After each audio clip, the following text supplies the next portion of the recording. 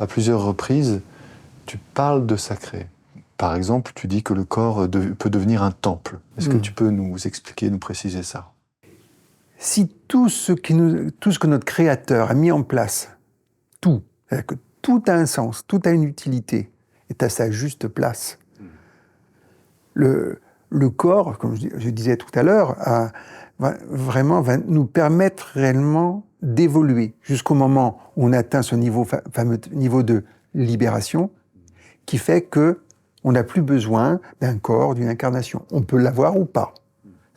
Donc la conscience est plus vaste.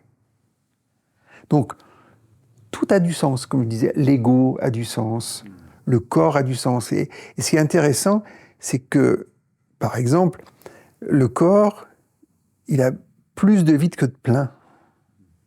Les espaces, donc la kasha, dans le corps sont immenses. Donc on a plus de vide que de plein. Et nous, on s'identifie au plein. Mais c'est un plein qui va nous aider à prendre conscience de notre espace intérieur, espace de conscience, espace corporel. Et en quel sens ces choses qui ont toutes leurs fonctions peuvent toutes devenir sacrées, contribuer à quelque... Ça devient sacré quand on le relie au divin, à la fonction première, originelle. À ce moment-là, on est dans le sacré.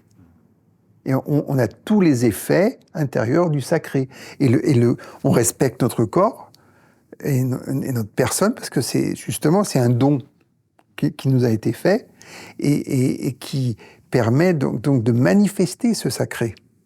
On prend le cœur, par exemple.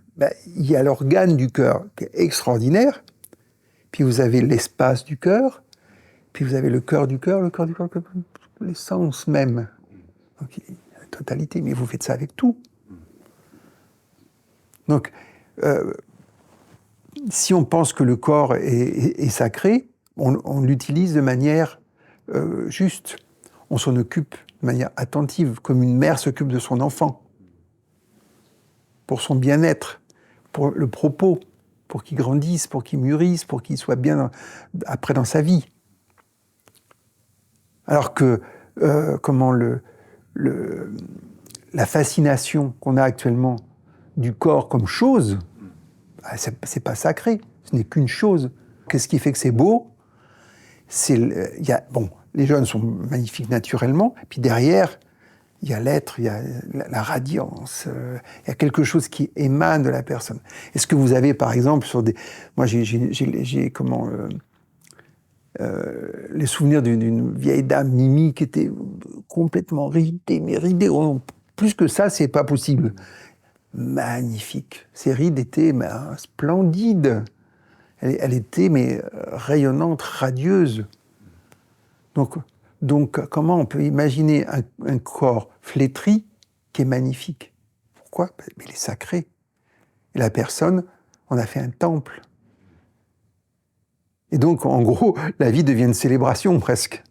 Et tout ce qu'on fait dans notre vie a ce parfum, ce souffle qui est là. Voilà. Et donc, ça doit être agréable.